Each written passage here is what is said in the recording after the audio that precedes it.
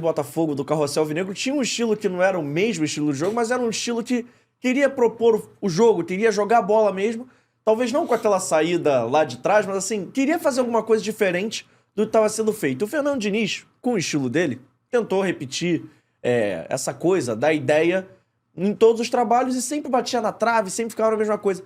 Você vê esse paralelo mesmo? Você acha que o Fernando Diniz pode ser o próximo treinador talvez não no Fluminense, mas enfim, a ganhar vários títulos em sequência, porque o trabalho dele agora está experimentado com a conquista da Libertadores? Então, o Fernando só ganhou porque o Fluminense fez o quê? Manteve ele no trabalho, né? Acreditou no trabalho dele, no potencial dele.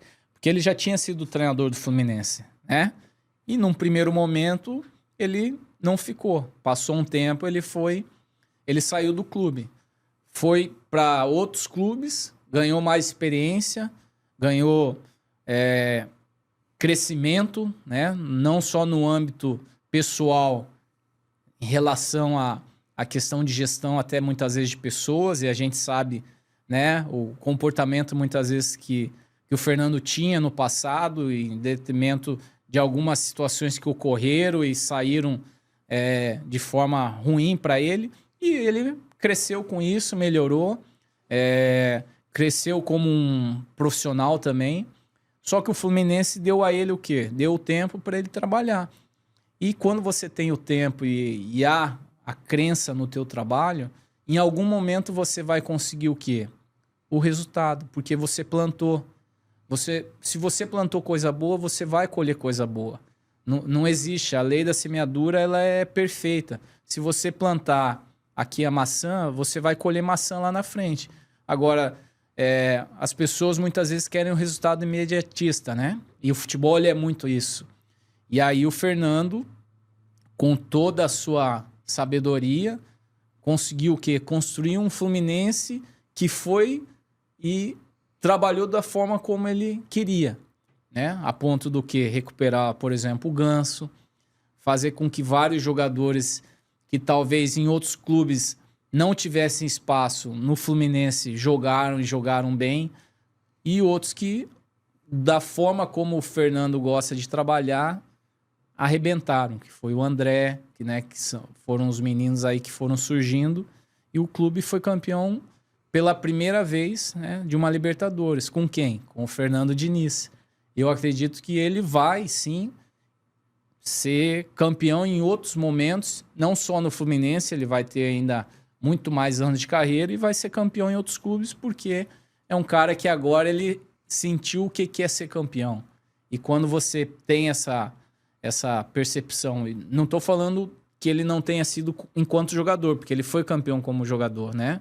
Mas agora como treinador é diferente, ele certamente vai ganhando mais casca com isso para ele executar isso em novos trabalhos. Ô Lúcio, e tem uma coisa aqui no Brasil que a gente não repara, e a gente olha para os vizinhos, por exemplo, na Argentina, tem vários treinadores que estão frequentando as primeiras prateleiras da Europa, estão nas grandes ligas. Você acha que o Fernando Diniz pode ser o treinador brasileiro a quebrar essa barreira daqui a um tempo? Você enxerga esse potencial nele? Porque você jogou bola, você hoje é treinador. Então, eu gosto de ouvir a opinião de quem realmente está dentro do processo. Porque assim, você acha que ele consegue, talvez, ser um treinador cotado para estar um dia numa Premier League, numa La Liga, e ser o primeiro brasileiro, depois de tanto tempo, a aparecer numa liga dessa relevância? Não que a do Brasil não seja relevante. Mas eu acho que ele tem, sim, muito potencial. Porque ele tem uma coisa diferente em relação ao método de trabalho dele, né? E aí, ele, como eu falei, o tempo dele no Fluminense levou ele a uma conquista.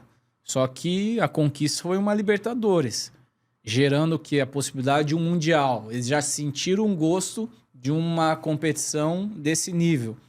E certamente ele vai buscar novos horizontes, né? Teve uma passagem agora na seleção, percebeu o que é justamente esse trabalho, né, com jogadores ali do alto nível, né, porque a seleção é justamente isso. E eu acredito que o próximo passo que ele deva querer dar é justamente essa. De repente, ir buscar algo fora do país. E entra um pouco só a questão do que eu acho, a grande dificuldade nossa ainda como profissionais brasileiros, a questão um pouco da língua, né? do domínio da língua, principalmente a língua inglesa. Ô Lúcio, antes de a gente falar da sua passagem pelo Botafogo como treinador, eu queria te perguntar uma coisa no conceito mesmo, tá? Porque tem o cara que só estudou e é o cara que é mais teórico, o cara que fez educação física, mas enfim, nunca teve ali dentro do campo. E tem o cara que é ex-jogador, se preparou pra estar fazendo essa função. Como é que é pro ex-jogador virar treinador? Assim, que tem algumas coisas que é percepção mesmo. Ah, eu faria assim, eu faria diferente. Como é que você faz pra se colocar no lugar do cara dentro de campo e falar assim, pô, ele talvez tenha tomado a decisão que deu, e não ficar toda hora, tipo assim, tem que fazer assim, tem que fazer assado, porque tem até uma coisa que o pessoal diz que normalmente tem. Quem tá aí na moda como grande treinador, por exemplo, de ex-jogador, é o Simeone, que jogava de volante, o Klopp, que jogava de lateral, o próprio Guardiola jogou de volante muito tempo, que eram os caras que viam o jogo de frente. E esses caras mais atacantes, mais meias, com exceção do Zidane, não viram ou não querem trabalhar como treinadores. Então como é que é pro cara que joga numa posição que é diferente virar treinador? Bom, primeiro que você tem que saber que você não é mais jogador, né? Você não pode ter esse olhar. Você tem o conhecimento, o entendimento, mas você tem que respeitar principalmente uma geração, né? E a gente vai percebendo isso com o decorrer dos anos, né? Essa diferença. E, de fato, se a gente for pegar assim, os grandes treinadores, são poucos que trabalham do meio para frente, né? E aí você citou, por exemplo, o Zidane. Eu vou falar um no Brasil aqui, que é o Renato Gaúcho, que talvez seja um dos poucos, né, que tenham dado certo mesmo. E mesmo sendo muitas vezes questionado, mas é um cara super vitorioso, né? Você gosta do trabalho do Renato? Gosto muito do Renato. Eu acho que é um cara, assim, que em detrimento aí ao que aconteceu nos últimos anos, por vezes, assim, até, de certa forma, desmerecido em algumas situações do trabalho, entendeu? Mas é um baita de um treinador e a gente percebe, assim, que é um cara que ele faz, principalmente da forma dele ser, né?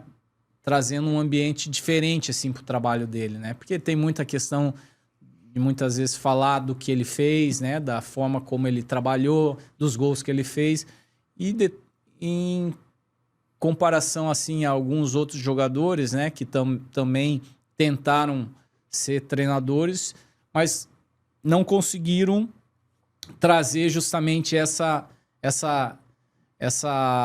questão do que é justamente o futebol da época dele para o momento atual.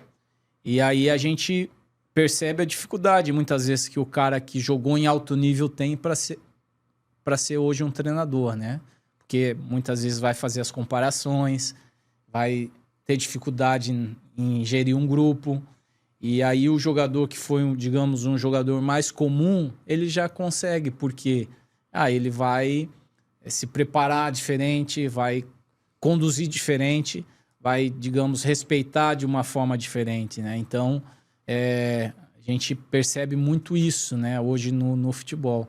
Agora, eu acho que a preparação ela é válida para tudo, né? Você primeiro tem a questão da preparação em relação à sua capacidade, né, de ser, digamos, ali o líder, de ser um gestor de grupo, da preparação de trabalho, né, que é uma necessidade hoje em dia, e o futebol ele pede muito isso.